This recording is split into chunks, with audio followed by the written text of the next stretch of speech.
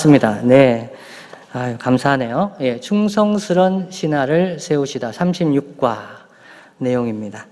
네, 오늘 내용을 다 가지고 계시기 때문에 책은 펴지 않겠습니다. 여호수아 1장 1절 9절 읽었습니다.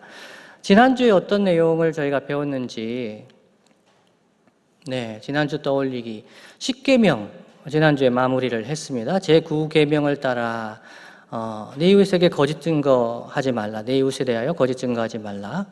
그래서 나와 이웃이 하나님의 형상으로 지음받은 존귀한 자라는 것을 인정하고 존중해야 한다는 것을 생각했습니다. 나의 소유가 귀하면 타인의 소유도 귀하고 나의 명예가 소중하면 타인의 명예도 소중하다. 그리고 뿌리 깊은 탐심을 극복하기 위해 성령님의 도우심을 의지하며 선한 일에 열심을 내야 한다는 것을 배웠습니다. 탐심을 극복해야 되는데 다른 사람의 것을 탐내지 말아야 하는데 이것은 우리의 힘으로 할 수 없다는 것이죠. 우리가 아무리 인격적으로 완벽해도 우리의 노력으로는 하나님의 말씀의 수준, 그 10계명이 기대하고 바라는 수준에 턱없이 모자란 우리 죄인이다. 그래서 우리는 어떻게 해야 하는가? 성령님의 도우심을 항상 의지해야 한다. 그리고 탐욕을 내지 않는 그 정도 수준에서 벗어나서 우리는 선한 일에 열심을 내는 것이 복된 삶이다 말씀을 드렸습니다. 그래서 성령 충만한 성도는 하나님과 하나님 주신 선물로 만족하며 마귀의 유혹을 이긴다는 내용을 지난주에 살펴봤습니다. 오늘의 핵심은 다 함께 한번 읽어볼까요? 시작. 왕이신 하나님께서 새 지도자에게 힘주시고 격려하신다. 이것이 오늘 핵심 내용입니다. 새로운 시대가 펼쳐집니다. 여호수아 1장 1절. 광야 40년 이 시대를 마무리하고 가나안 땅에 입성합니다. 이때 새로운 지도자를 세워주시고 힘주시고 격려해 주시는 내용을 담고 있습니다. 먼저 모세의 이임사를 제가 참고로 한번 읽어드리기를 원합니다. 여러분 받으신 종이에도 있습니다. 신명기 31장 1절로 3절, 7절, 8절 내용입니다. 또 모세가 가서 온 이스라엘에게 이 말씀을 전하여 그들에게 이르되 이제 내 나이 120세라 내가 더 이상 출입하지 못하겠고 여호와께서도 내게 이르시기를 너는 이 요단을 건너지 못하리라 하셨느니라. 여호와께서 이미 말씀하신 것과 같이 내 하나님 여호와께서 너보다 먼저 건너가사 이 민족들을 내 앞에서 멸하시고 내가 그 땅을 차지하게 할 것이며 여호수아는 내 앞에서 건너갈지라. 하나님 모세를 통해 주신 약속을 상기시켜 주면서 여호수아가 그 앞서 건너간다. 지도자로 세우는 거죠. 7절 8절입니다. 모세가 여호수아를 불러 온 이스라엘의 목전에서 그에게 이르되 너는 강하고 담대하라. 너는 이 백성을 거느리고 여호와께서 그들의 조상에게 주리라고 맹세하신 땅에 들어가서 그들에게 그 땅을 차지하게 하라. 그리하면 여호와 그가 내 앞에서 가시며 너와 함께 하사 너를 떠나지 아니하시며 버리지 아니하시리니 너는 두려워하지 말라 놀라지 말라. 이렇게 얘기했습니다. 여러분 모세를 통해서 신명기 말씀에서 이렇게 말씀하셨죠. 근데 오늘 여호수아 1장 1절로 9절 읽으셨을 때 비슷한 내용이 반복되고 있는 것을 보셨습니까? 이 성경이 왜 이 비슷한 내용을 반복을 할까요? 하나님이 모세를 통해서도 말씀하시고 여호수아에게 직접도 말씀하시고 반복해서 말씀하시는 거예요. 지도자로 세우시면서 하나님이 반복해서 두려워하지 말라, 놀라지 말라. 내가 너와 함께함이라. 우리도 신앙생활할 때 이런 걸 경험하지 않습니까?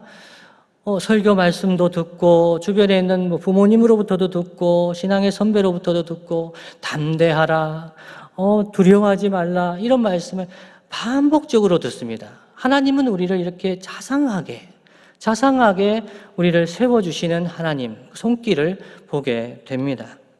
첫 번째 주제로 넘어가는데요. 이 충성스러운 신하, 이 여호수아를 세우시는데 첫 번째 주제는 여호수아가 어떤 사람이었는가 할 때 신실하고 충성스러운 사람이었다 합니다.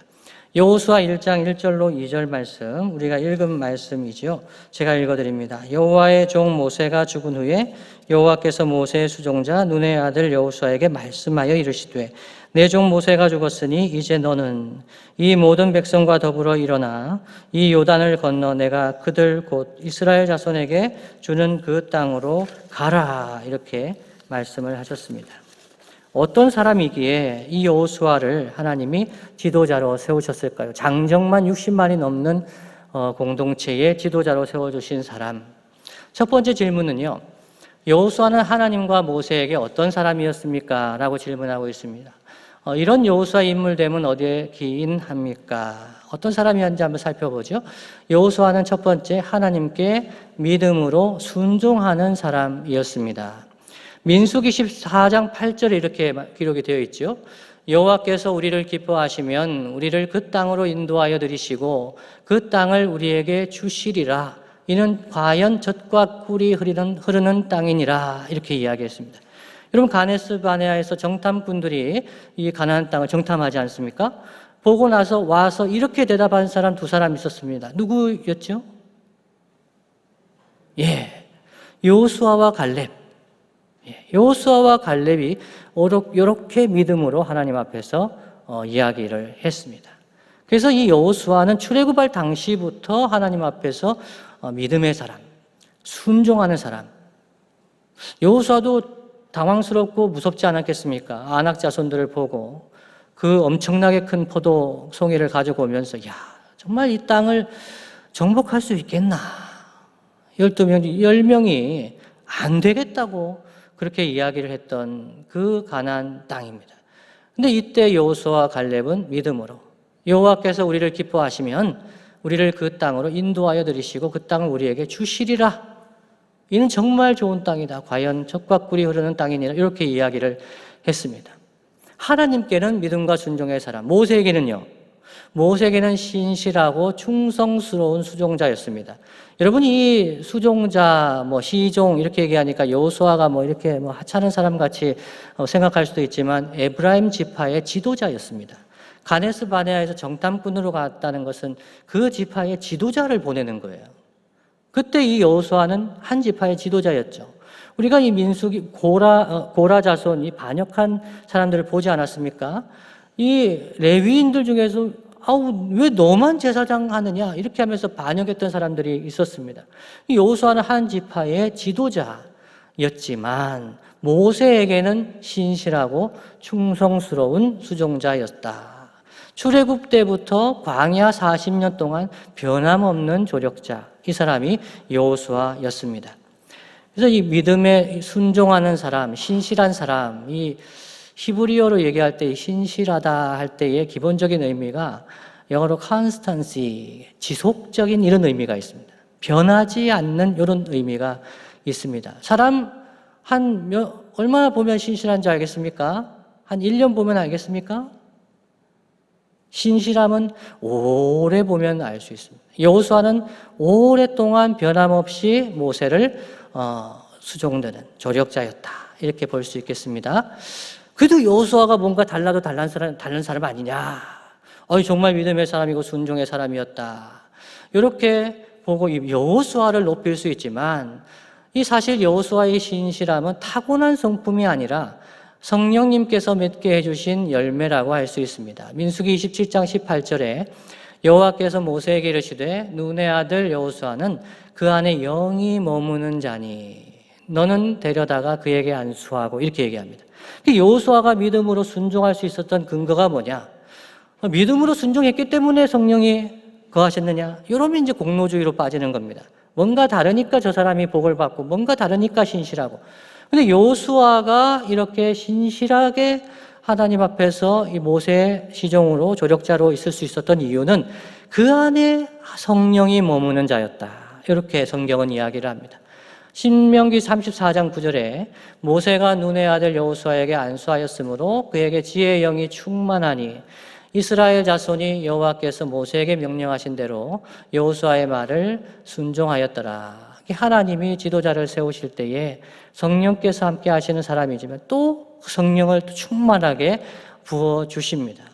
하나님의 지도자는 가정이나 조직이나 교회나 성령 충만함이 아니고는 감당할 수가 없는 것입니다. 그래서 여호수아가 어떻게 뭔가 다른 사람이다?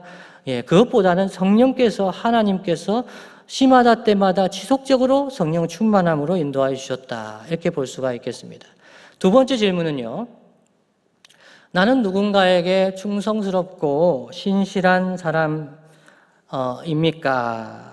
굉장히 까다로운 질문을 주고 있습니다. 나는 누군가에게 충성스럽고 신실한 사람입니까? 그 평가는 리더가 하는 거죠. 우리가 스스로, 나는 충성스러운 것 같다. 나같이 충성된 사람이 어디 있느냐. 이러면 그 사람은 안 충성된 거라고 볼 수가 있습니다. 보통 이 사람이 충성스럽고 신실한 사람이냐 하면 그 리더가 판단합니다. 지도자로 세워진다면 내게 필요한 은사는 무엇입니까? 어떤 열매를 풍성하게 맺고 싶습니까? 저는 이게 떠올랐습니다. 갈라디아서 5장 22절 23절 말씀. 오직 성령의 열매는 사랑과 희락과 화평과 오래 참음과 자비와 양선과 충성과 온유와 절제니 이 같은 것을 금지할 법이 없느니라. 갈라디아서에 나온 이 성령의 열매, 여러분 이 중에 하나가 충성인데요. 이 충성과 사랑이 따로 떨어져 있는 것이 아닙니다. 나는 충성스럽긴 한데 사랑이 없는 것 같다. 나는 절제는 잘하는 것 같은데 자비가 없다. 여러분 이런 것은 있을 수가 없습니다. 성령 충만한 사람, 이러한 열매들이 골고루 이렇게 맺혀가게 되고 성숙하게 됩니다.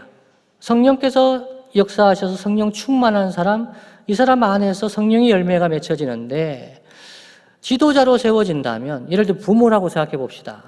부모가 성령 충만하면 성령의 열매를 맺지요. 그럼 이 열매들을 자녀들이 보게 됩니다. 물론 부족할 수 있습니다. 물론 하나님 기뻐하시는 수준에 보면은 미달될 수가 있죠. 오래 참지만 더 참아야 되는데 이럴 수가 있습니다. 성령께서 그 부족함을 깨닫게 하여 주시는 것도 은혜죠. 그러나 성령께서 우리 안에 계셔서 계속 조금씩 더 하나님의 형상을 회복해가는, 예수님을 닮아가는 방향으로 우리 안에 역사하시는 겁니다. 그래서 우리가 부모로서, 어떤 조직의 리더로서 더 성장하고 성숙하기 위해서는 성령 충만해서 성령의 열매를 맺어야 되겠구나, 그런 생각을 하게 되었습니다. 첫 번째 주제는 신실하고 충성스러운 사람이었다. 두 번째는요, 왕께서 두려워하는 신하를 격려하셨습니다. 여기서 왕은 하나님이시죠. 하나님께서 그 두려워하는 신하, 누굽니까? 여호수아죠. 여러분 여호수아 입장이라면 어떤 마음이 들었겠습니까? 정말 믿고 의지하던 모세가 없어졌습니다. 하나님 불러가셨습니다. 이제는 이 장정만 60만, 200만 명이 되는 이 백성들을 통솔해야 합니다. 광야에서 다 보지 않았습니까? 돌 들어서 치려고 하는 거 보지 않았습니까? 이야, 내가 이 이스라엘 백성을 통솔할 수가 있겠는가? 두려워하고 있는 이 여호수아를 우리 하나님, 왕 대신 하나님이 격려하셨다, 이렇게 말씀합니다. 5절부터 9절까지 말씀입니다. 내 평생에 너를 능히 대적할 자가 없으리니 내가 모세와 함께 있었던 것 같이 너와 함께 있을 것임이니라. 내가 너를 떠나지 아니하며 버리지 아니하리니 강하고 담대하라. 너는 내가 그들의 조상에게 맹세하여 그들에게 주리라 한 땅을 이 백성에게 차지하게 하리라. 9절입니다. 내가 내게 명령한 것이 아니냐. 강하고 담대하라. 두려워하지 말며 놀라지 말라. 내가 어디로 가든지 내 하나님 여호와가 너와 함께 하느니라 하시니라. 아멘. 이 말씀은 제가 아는 어떤 분의 가정의 가훈입니다. 아마 믿음의 가정에, 많은 가정이 이 말씀을 가훈으로 두는 가정이 있을 것 같습니다. 하나님 함께 하시면 어떤 어려움의 순간, 두려움의 순간에도 여호수아와 같이 이겨낼 수 있는 것, 믿음의 사람들의 고백이 아니겠습니까? 2-1번입니다. 왕이신 하나님은 중대한 임무를 맡은 여호수아를 어떻게 격려하셨습니까? 3가지 격려 방식을 정리해 보세요. 책에 보시면, 교재에 보시면 친절하게 정리가 되어 있습니다. 제가 한번 정리를 해봤는데요. 하나님께서 3가지 방식으로 여호수아를 격려하고 계신데, 첫 번째는 강하고 담대하라고 하십니다. 반복해서 말씀하십니다. 6절, 7절, 9절, 18절. 강하고 담대하라. 말씀하셨는데도 여호수아는 두려운 거예요. 하나님이 또 말씀하십니다. 강하고 담대하라. 또 무섭습니다. 또 강하고 담대하라. 하나님 우리의 연약함을 아시기 때문에 우리를 위로하시고 힘주실 때, 격려하실 때 반복해서 말씀하시는 거 싫어하지 않으십니다. 강하고 담대하라. 강하고 담대하라. 만일에요, 그냥 지나가던 어떤 아저씨가 모르는 사람인데, 아니면 저보다 뭐가 또 약하고 배운 것도 없는 사람 같은데 강하고 담대하세요. 내가 도와드릴게요. 이러면 이런 마음이 어떤 마음이 드시겠어요? 참 아저씨도 좀 아저씨 인생도 잘 이렇게 좀 잘 단돌이 하시고 그러세요. 저 걱정을 하세요. 이런 마음이 들 텐데, 이 강하고 담대하라고 하시는 말씀은 전능하신 하나님, 만군의 여호와 하나님께서 하시는 말씀이에요. 강하고 담대하라. 그 전제가 있는 거죠. 내가 네 하나님이 된다. 널 버리지 않는다. 그런 약속이 다 깔려 있는 거예요. 하나님이 강하고 담대하라 하시니까 힘이 나는 겁니다. 두 번째 격려하시는 것은요, 땅을 차지하게 되리라. 땅을 차지하게 되리라. 모세를 통해서 약속하여 주셨던 것, 반복해서 약속하여 주신 것, 이 약속 변치 않는다. 땅을 차지하게 되리라. 3절에 보면요, 내가 모세에게 말한 바와 같이 너희 발바닥으로 밟는 곳은 모두 내가 너희에게 주었노니, 이렇게 얘기합니다. 과거형으로 이야기합니다. 확정적인 일을 얘기하는 거예요. 하나님께서 내가 너 줬다. 이미 등기 이전됐다는 거예요. 너희들 땅이라고 하는 거예요. 하나님의 나라에서는 이미 등기 이전됐어요. 하나님 백성 땅이에요. 들어가면 되는 거죠. 하나님 결제하신 겁니다. 땅을 차지하게 되리라. 위로가 됩니다. 세 번째 격려는요, 내가 너와 함께 할 것이라. 5절, 9절, 17절. 이 약속은 정말 신구약의 말씀에 동일하게 반복되고 있는 약속입니다. 이사야 7장 14절에 임마누엘의 약속 주십니다. 이 민족의 침략 가운데 두려워하고 있을 때 이 동정녀, 이 여인 보느냐? 이 처녀 보느냐? 이 처녀 1년 안에 처녀가 잉태하여 아들을 낳으리니 임마누엘이라 하리라 말씀하세요. 이사야 때지요. 그리고 또 이사야 43장 반복해서 얘기합니다. 두려워하지 말라. 내가 너와 함께함이라. 놀라지 말라. 난 내 하나님이 됨이라. 물 가운데로 지날 때도 불 가운데로 지날 때도 내가 너와 함께한다고 말씀하신 하나님입니다. 구약 때만 그렇습니까? 신약에도 마태복음 28장 20절 말씀, 하늘과 땅의 모든 권세를 내게 주셨으니 그러므로 너희는 가서 모든 족속으로 제자를 삼아 아버지와 아들과 성령으로 세례를 베풀고 내가 너희에게 분부한 모든 것을 가르쳐 지키게 하라. 볼지어다 내가 세상 끝날까지 어떻게 하신다고요? 너와 항상 함께 있겠다고 말씀하신 분이 우리 주님이십니다. 그래서 믿음의 사람, 하나님의 사람에게 하는 반복해서 주시는 약속이 무엇이냐면 내가 너와 함께 한다는 약속이에요. 그래서 우리가 부모로서 어떤 조직의 리더로서 하나님의 일을 감당한다고 할 때에 우리 하나님 우리에게 주시는 약속, 격려, 핵심 중의 핵심은 그 전능하신 하나님이 우리를 강하게 하시고 붙드시고 약속하신 것을 성취하시고 나와 항상 함께 하실 것이다. 이 약속입니다. 여호수아에게만 주신 것이 아니라 오고 오는 세대의 하나님의 지도자들에게 주신 약속. 이 약속이 우리에게 주신 약속이고 우리의 자녀들에게도 주신 약속이죠. 그래서 이 믿음을 의지하여 우리 자녀들에게도 우리는 격려할 수 있습니다. 너가 어디 가든지 하나님 너와 항상 함께 하신다. 2-2번입니다. 중요한 일을 앞두고 두려웠는데 하나님의 격려로 잘 감당한 경험이 있습니까? 있다면 간증해 봅시다. 지금 큰 일을 앞두고 있다면 하나님께서 함께 하셔서 잘 감당하기를 기도합시다 라고 이야기를 했습니다. 저는 이 질문을 읽으면서 간증한다면 시간이 많이 걸리겠는데 추석 연휴 오후에 저 혼자 간증하고 있으면 정말 얼마나 힘드시겠어요. 그래가지고 제가 딱 떠오른 성경의 예가 이겁니다. 창세기 32장 26절. 그가 이르되 날이 새려하니 나로 가게 하라. 야곱이 이르되 당신이 내게 축복하지 아니하면 가게 하지 아니하겠나이다. 이 야곱의 마음, 여러분, 야복나루에서 에서를 만나야 되는데 죽을 것 같은 거죠. 여러분 인생에 중요한 일을 앞두고 두려울 때 이 야곱이 에서를 만나기 전 같은 상황, 두렵고 떨리는 거예요. 계획은 다 세워놨습니다, 여러분. 야곱은 먼저 다 보냈어요. 순서까지 정해주고 자기 마지막으로 다 계획이 다 돼 있어요. 모든 거 다 준비됐습니다. 그런데도 죽겠는 거예요. 여러분 이럴 때가 있지 않습니까? 회사에서나 어떤 일을 감당할 때 아이가 시험을 친다든지 수술을 앞두고 있다든지 이런 마음이 들 때가 있습니다. 정말 힘들 때 그때 야곱과 같이 부르짖습니다. 메어 달립니다. 누구한테요? 하나님께 메어 달립니다. 하나님 내게 복 주시지 아니하면 내가 가게 하지 않겠습니다. 하나님께 메어 달리는 그 시간이 이 야곱의 약복나루의 그 시간입니다. 저는 이 찬송을 어려울 때마다 혼자서 새벽기도 때 다 가신 다음에 이 찬송 부를 때가 있습니다. 주님여 이 손을 꼭 잡고 가소서. 주님여 이 손을 꼭 잡고 가소서.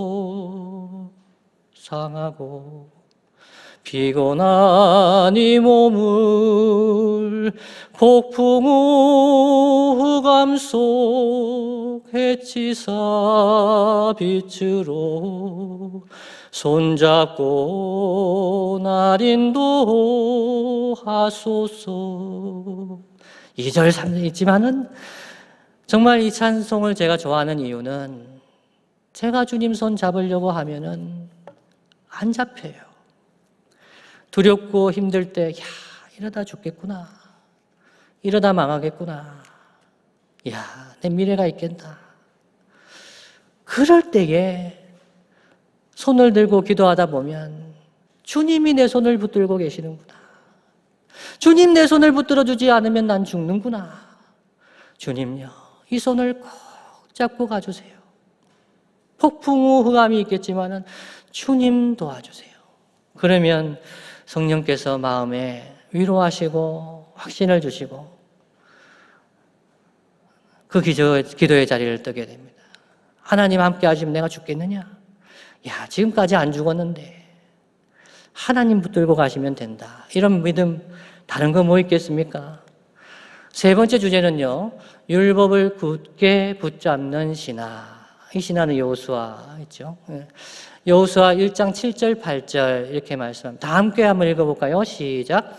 오직 강하고 극히 담대하여 나의 종 모세가 내게 명령한 그 율법을 다 지켜 행하고 우로나 좌로나 치우치지 말라. 그리하면 어디로 가든지 형통하리니 이 율법책을 내 입에서 떠나지 말게 하며 주야로 그것을 묵상하여 그 안에 기록된 대로 다 지켜 행하라. 그리하면 내 길이 평탄하게 될 것이며 내가 형통하리라. 아멘. 3-1번입니다. 여호수아가 받은 지침은 무엇입니까? 하나님이 격려하시고 또 약속도 주시고 이렇게 하셨는데 지침을 하나 주셨어요. 이렇게 해야 된다라고 지침을 주셨는데 그것이 무엇입니까? 그 지침의 세부사항 2가지는 어떤 의미입니까? 지침을 지키는 여호수아에게 주어질 하나님의 약속은 무엇입니까? 하나님의 지침은요, 율법을 하는 말씀을 온전히 지켜 행하라, 이 말씀입니다. 그것을 세부적으로 본다면 첫 번째는 율법을 주야로 묵상해야 한다, 이렇게 이야기합니다. 여러분, 여호수아는 목회자가 아니었습니다. 여호수아는 대제사장이나 제사장, 율법학자가 아니었습니다. 여호수아는 지도자죠. 정치 지도자요, 군사 지도자입니다. 그래서 이 여호수아는 생각하면서 목사님이니까 율법을 주야로 묵상할 수 있겠지. 평신도인데 어떻게 율법을 하는 말씀을 주야로 묵상한단 말이냐. 여호수아는 가나안 땅에 들어가면서 전쟁을 앞두고 있었습니다. 하나님이 그 여호수아에게 주야로 율법을 묵상해야 한다, 이렇게 말씀합니다. 여기서 묵상이라는 단어, 히브리어로 하가타는 침묵 명상 정도 이런 얘기가 아닙니다.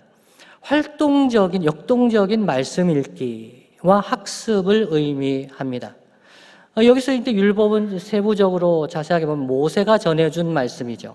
모세가 전해준 그 규례, 그 시내산 언약, 그 말씀을 전해진 그 말씀을 주야로 묵상하라. 주야로 그 말씀이 어떤 것인지 묵상하고 연구하라는 것입니다.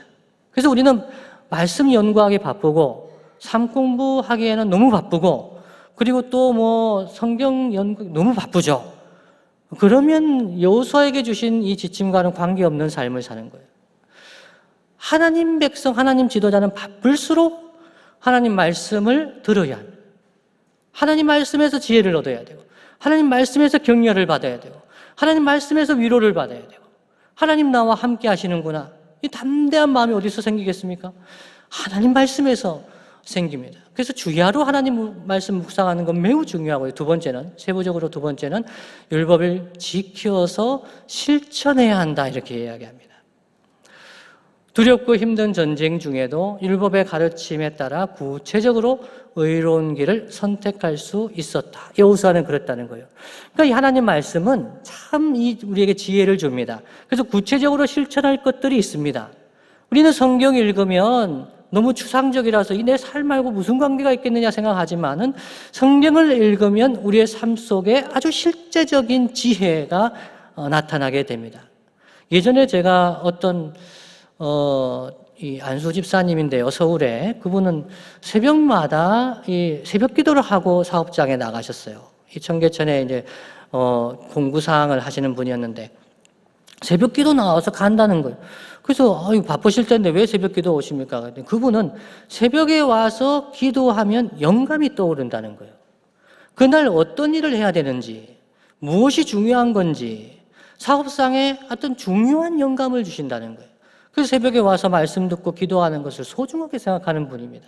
여러분, 사업하는 분들이 오히려 새벽 기도 더 많이 하시는 분들 많습니다.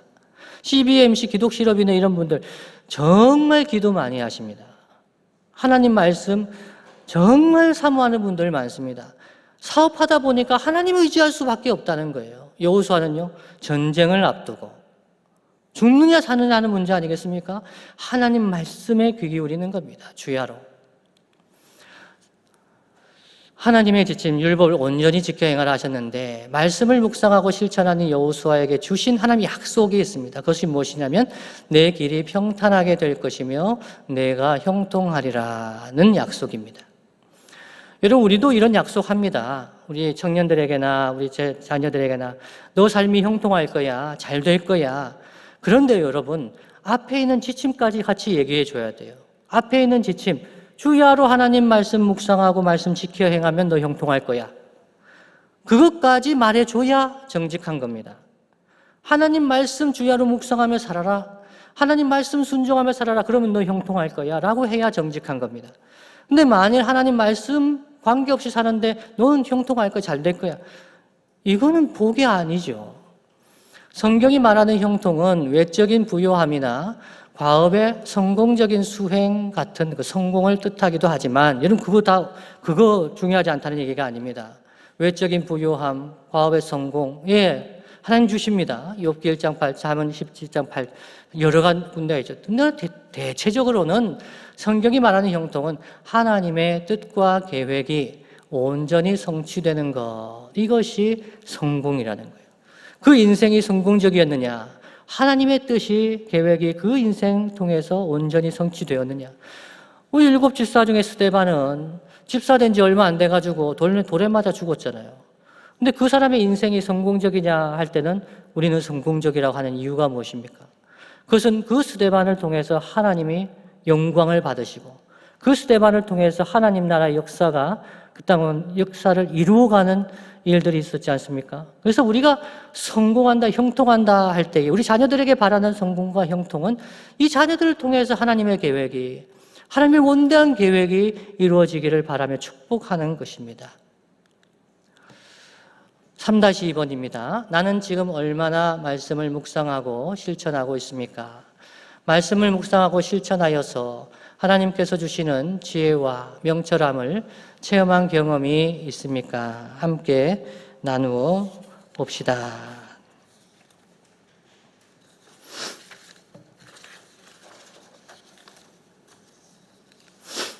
네. 저는 여러 가지 이야기하기보다 여러분 읽으신 대로 그냥 느끼셨을 텐데요. 저는 한 가지가 떠올랐습니다. 성경을 어떤 마음으로 읽는가 하는 것이 참 중요한 것 같다. 성경을 우리가 180일 성경 통독을 하고 있지 않습니까? 그래서 많은 성도들이 함께 참여하고 있습니다. 그런데 이 여호수아에게 주신 지침 중에 두 번째가 지켜 행하라고 하신 것을 생각하면서 성경을 읽을 때 내가 이것을 행하겠다라는 마음으로 읽으면 그 성경 통독, 성경 읽기가 달라진다 생각합니다. 이것은 제 이야기가 아니고요. 요한복음 7장 17절 말씀이 그렇습니다. 예수님이 그 사람들에게 이렇게 이야기합니다. 사람이 하나님의 뜻을 행하려 하면 이 교훈이 하나님께로부터 왔는지 내가 스스로 말함인지 알리라. 이스라엘의 지도자들이 사람들이 예수님 말씀하는 걸 들으면서 야, 예수가 글도 배우지 못한 갈릴리 이 총구석에서 온 사람인데 어떻게 이 말씀에 권능이 있고 능력이 있는가 했을 때 이게 궁금해서 오지 않았습니까? 그때 예수님 하시는 말씀이에요. 사람이 하나님의 뜻을 행하려 하면, 그러니까 예수님 말씀 들을 때도 하나님의 뜻을 행하려 하면 이 교훈이, 그러니까 예수님이 전하는 이 하나님 나라 복음이 하나님께로부터 왔는지, 하나님께로부터 온 말씀인지, 아니면 나사렛의 그 총구석에서 온 인간이 스스로 말하는 것인지 알게 될 거라는 거예요. 다른 말로 한다면 우리가 성경을 통독할 때 이것이 하나님의 말씀으로 생각하고 이 말씀을 지켜 행하려는 마음으로, 간절한 마음으로 읽게 되면 하나님 말씀의 역사를 경험하게 돼요. 레마의 말씀의 역사를 경험하게 돼요. 이 말씀이 그냥 글이 아니라 내 말씀이, 이 말씀이 마음에서 움직이는 것을 경험하게 됩니다. 나를 살리는 것을 경험하게 됩니다. 말씀이 내 삶에 붙드는 것을 경험하게 돼요. 그러니까 이것을 지켜 행하려고 하는 그 마음으로 읽을 때, 하나님 말씀으로 읽을 때 그렇습니다.